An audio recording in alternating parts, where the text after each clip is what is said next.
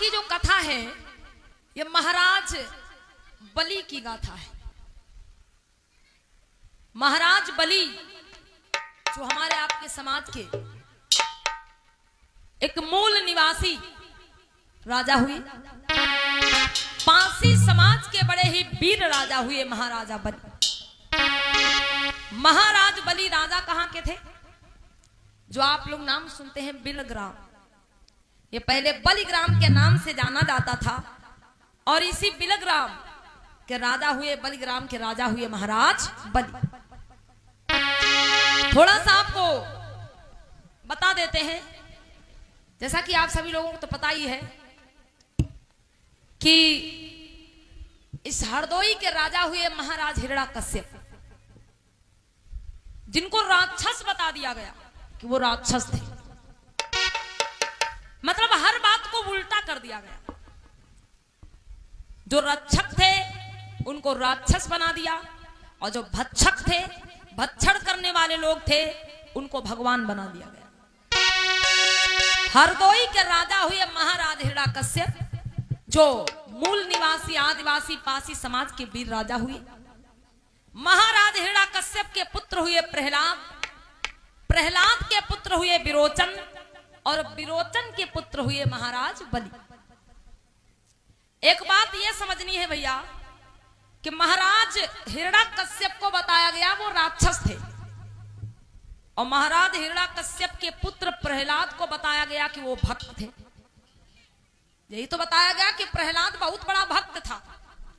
अब आप लोग विचार कर लीजिए भैया कि भाई धान से धान होता है, गेहूं से गेहूं, सरसों से सरसों, मटर से मटर, तो भाई राक्षस थे, राक्षस ही तो पैदा हो सकता है, इंसान कैसे जन्म ले सकता, भक्त कैसे जन्म ले सकता?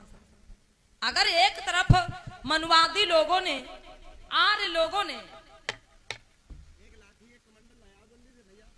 मनुवादी आर्य लोगों ने एक तरफ महाराज हिरण्यकश्यप को राक्षस बताया और उन्हें राक्षस हिरण्यकश्यप के पुत्र प्रहलाद को भक्त बता दिया।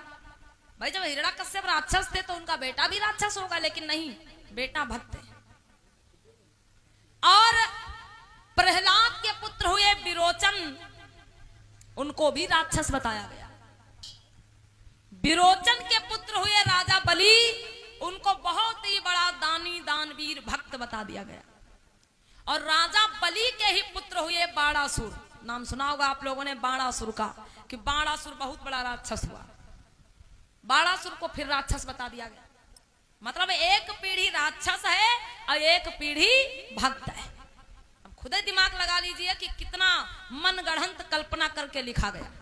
हिरण्यकश्यप को राक्षस बताया गया, हिरण्यकश्यप के पुत्र प्रहलाद को भक्त बताया गया, भक्त प्रहलाद के पुत्र विरोचन को फिर राक्षस बता दिया गया और विरोचन राक्षस के पुत्र राजा बलि को फिर भक्त बता दिया गया और भक्त राजा बलि के पुत्र बाणासुर को फिर राक्षस बता दिया गया। ये क्या है मेरे भैया? ये मनुवादी आर्य लोगों ने अपने मनगढ़ंत इतिहासों को लिखा। एक कहानी और मिलती है पुराणों में, ग्रंथों में भी मिलता है कि एक बार देवताओं और राक्षसों का युद्ध चल रहा था। तो देवताओं और राक्षसों का जब युद्ध चल रहा था तो उसमें जो थे महाराजा हिरण्यकश्यप के भाई हिरणाक्ष, वो क्रोधित हो गए और इस पूरी धरती को अपनी खोपड़ी पे उठा के लेके भाग गए। बताया गया पुराणों में, ग्रंथों में, विद्वान लोग कथा भागवत में भी सुनाते हैं। आप लोगों ने सुना होगा कि भगवान विष्णु का एक अवतार हुआ, वराह का अवतार, मतलब सुअर का अवतार।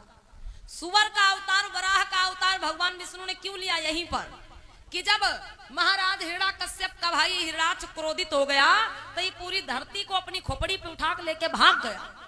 अब विचार करो भैया, इसी धरती पर रहने वाला आदमी इस धरती को अपनी खोपड़ी पर रख के कैसे भाग सकता है? मानने वाली बात है भाई। फिर धरती कोई छोटी सी चीज है, कोई गठरी है, कोई गट्ठर है जिसको उठा के कोई अपनी खोपड़ी पर रख लेगा? कैसे मानने वाली बात हो सकती? लेकिन नहीं, लिख दिया। ऐसा लगता था कि लिखने वालों ने भांग धतूरा खा पी के लिखा था भैया। उन्हें पता ही नहीं था कि इस समाज में भी लोग कभी शिक्षित, ज्ञानवान, बुद्धिमान हो जाएंगे। यहां तक तो ठीक था, यह लिखा गया कि हिरणाक्ष ने धरती उठा ली अपनी खोपड़ी पे और भाग गया।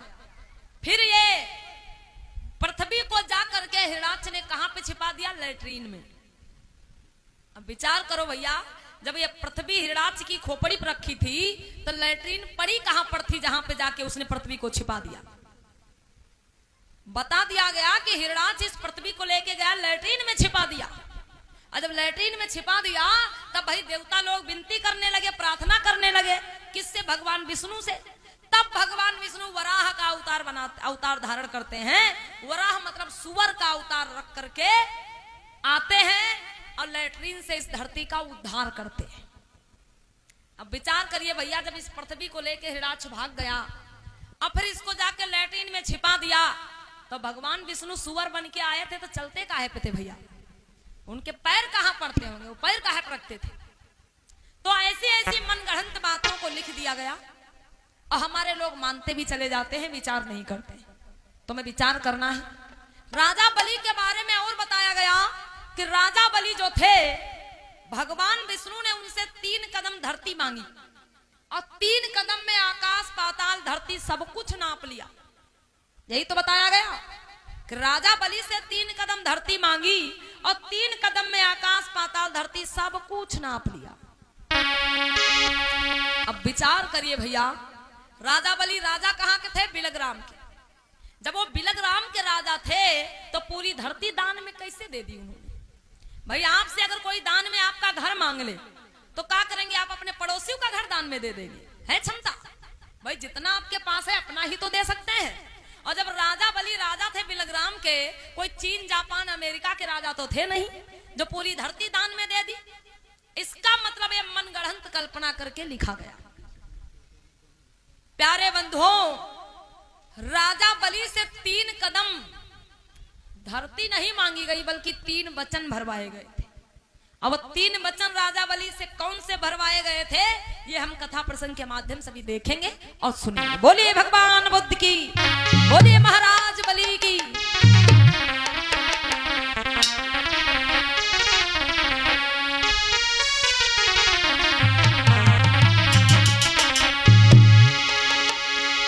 एक कुर्सी डाल दीजिएगा भैया यहाँ पे। कि श्रोता गण ध्यानी लगा लेना,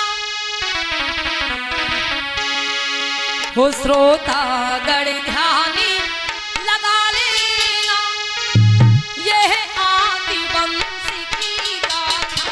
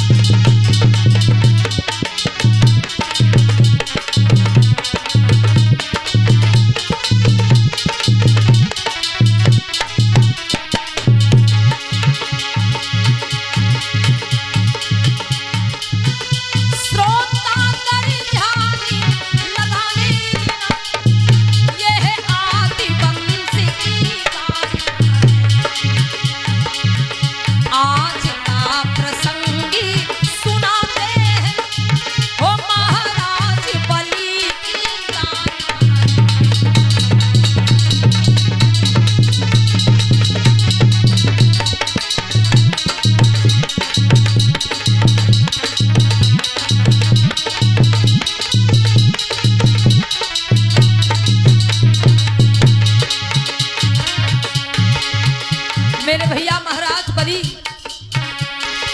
जो बहुत ही न्यायप्रिय धर्मप्रिय राजा थे।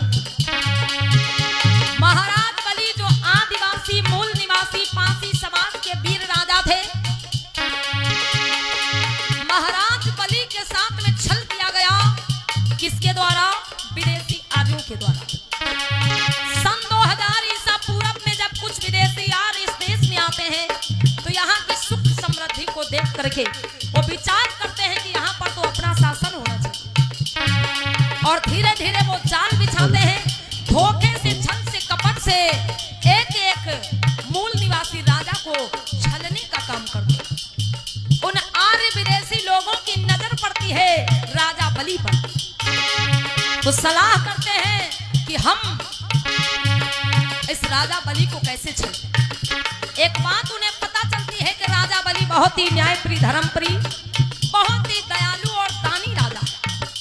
इसी बात का हम फायदा उठाएंगे कि राजा बलि के राज में अगर कोई भी विप्र या संत महात्मा तक पहुंच जाए वो निराश खाली हाथ वापस नहीं लौटता। इसी बात का फायदा उठाया उन आर्य विदेशी लोगों ने मेरे भैया, और राजा बलि के धन धरती को छीन लिया। राजा बलि कैसे राजा हैं?